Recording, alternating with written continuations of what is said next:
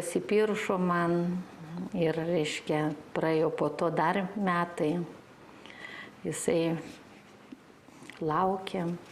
Ir vienu žodžiu pasakysiu, kad malonų žodžiai, bet aš viską nuleisdavau juokais. Kodėl?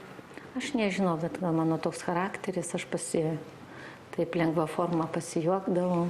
O Kristina, jūs netikėjot pasipiršimu jo? Aš tikėjau. Bet kažkaip tai... Ar jūs pati savo nedrįsot pripažinti, kad jau reikėtų rimtai tai labai atsakyti? Taip. Aš tada rimtai pagalvojau, kaip per televiziją jis po tų atostogų per televiziją jisai perskaitė pranešimą. Tada aš suvokiau, kad čia jau yra tikra ir jau, kad čia jau... Trauktis nėra kur ir juokauti jau nebegalima. Taip, jau juokauti nebegalima ir jau turi pasakyti, reiškia, arba taip, arba ne. Aš pasakiau taip.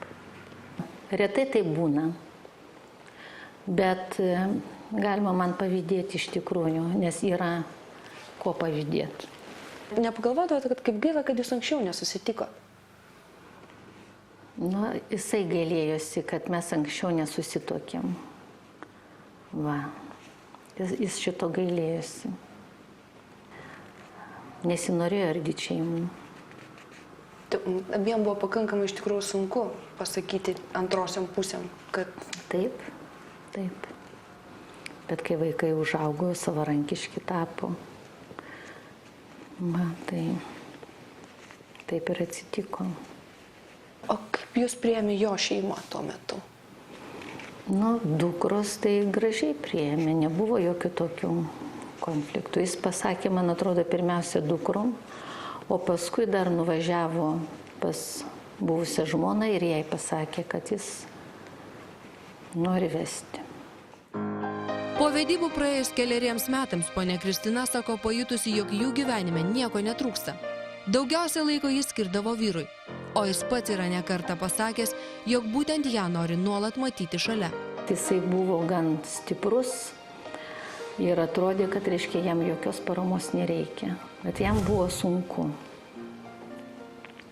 Jis kartais likdavo vienišas ir jis tai jautė. Aš jį visokį mačiau, bet nemačiau, kad verkšlentų arba tai tiesiog tokių nuoskaudų turėdavo ir jisai pasakydavo man, aš jį kažkaip tai palaikydavau, padrasindavau. Keleri metai šeimyninės laimės ir ramybės, kol Algirdas Brazauskas iš medikų išgirdo apie jį užklupusią onkologinę ligą. Apie ją žinojo tik artimiausi.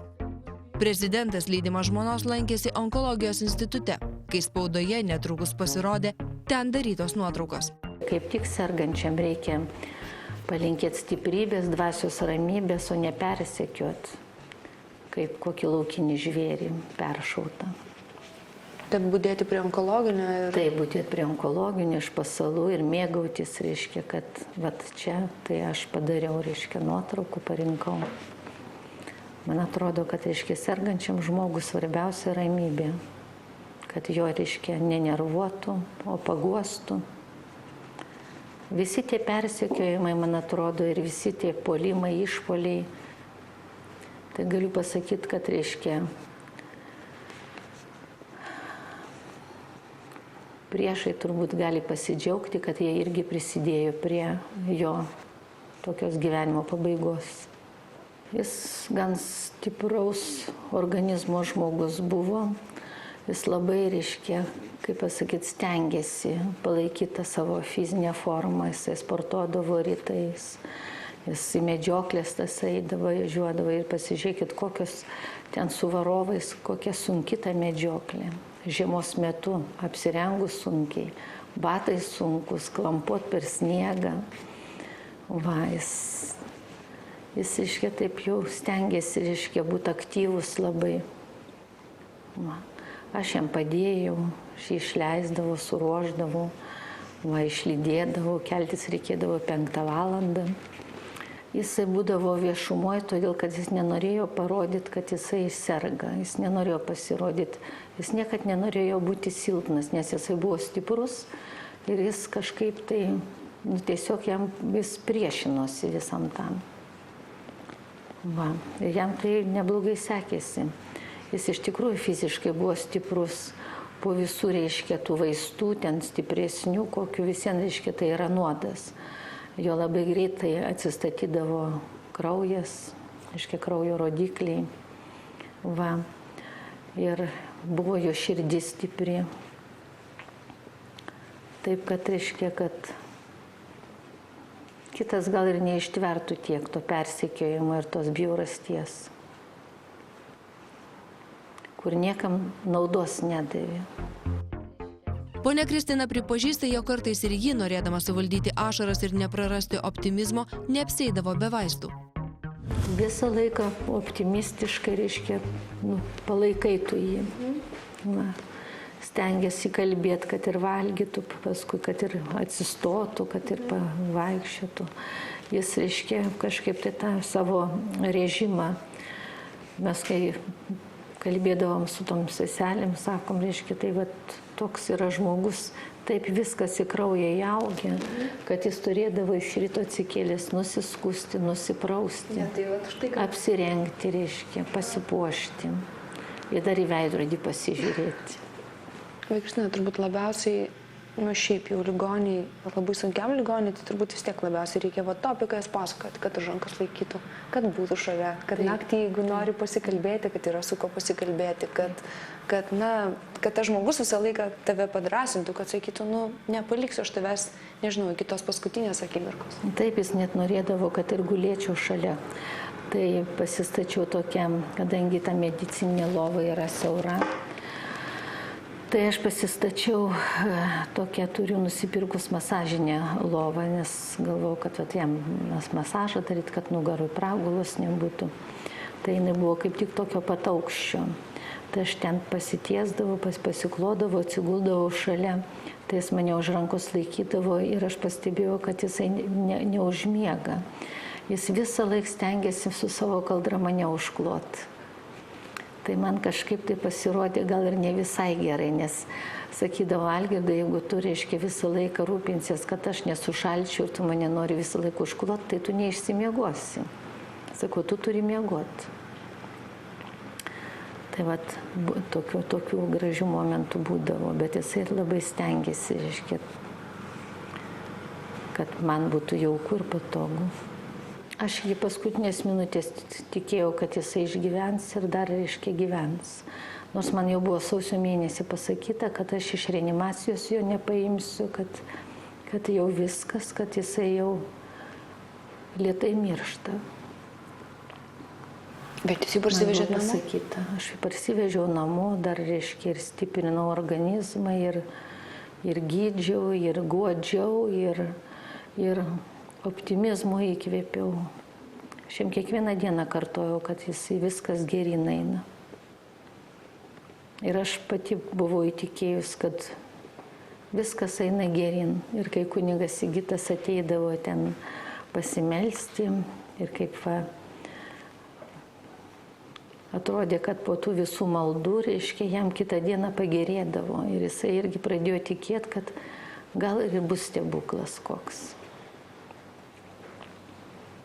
Jis nuoširdžiai meldėsi, nuoširdžiai ją atgailavo. Jis daug kalbėjo apie bažnyčią. Po sunkios ligos, būdamas 77 metų, Algirdas Brazauskas mirė šeštadienį, birželio 26-ąją, savo namuose Vilniuje. Prie prezidentūros tuomet nusidriekė ilgiausios eilės norinčių atsisveikinti su prezidentu. Neatvažiavo į priešą pasižiūrėti, bet į savo artimą stiprų žmogų. Žmonės atvažiavo. Aš tada suvokiau, kad reiškia, kad visas ta propaganda buvo, kurie per radiją, per televiziją, laikraščiuose, tai buvo kažkieno tai sukurpta. O iš tikrųjų žmonės vertino ir gerbė prezidentą. Bažnyčios hierarchai nusprendė, kad į mišias Vilniaus arkikatedroje pirmojo atkurtos nepriklausomos Lietuvos prezidento Algirdo Brazausko karstas nebus įneštas. Priežastis – antroji civilinė, o ne bažnytinė santuoka. Tai sukėlė dar vieną jausmų audrą. Daugybė žmonių piktinosi tokiu sprendimu. Artimieji tuomet nieko nekomentavo. Tai visa bėda, kad reiškia, kad visi tie religingi žmonės, taip, save susieja su Dievu, taip, turbūt retai skaito šventą raštą, reiškia, ir jie, reiškia, tokie žiauresni negu eilinis paprastas žmogus. Jie turbūt iš to gero gyvenimo ir tos gražios aplinkos, jie užmiršta jau žmogų ir išaukština save. Va. Tai va čia yra didžiausia bėda.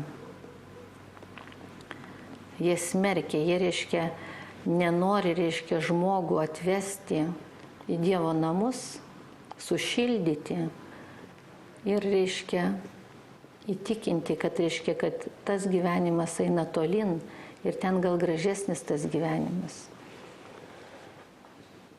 Tai va čia yra didžiulis bažnyčios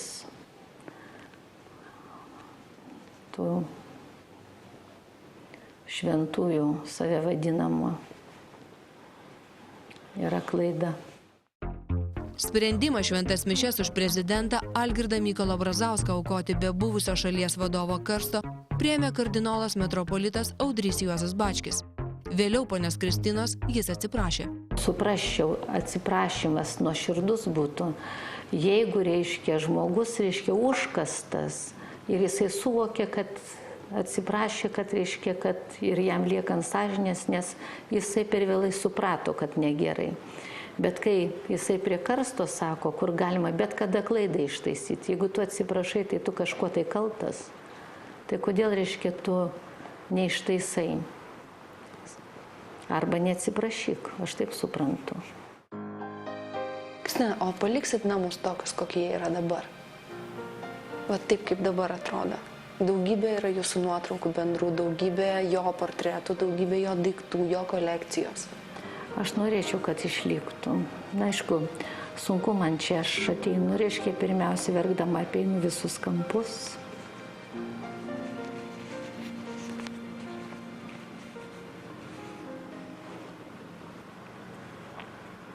Bet aš galvoju, kad jeigu teks čia gyventi, aš dar daugiau prisiminimo tokių detalių iškelsiu į viršų.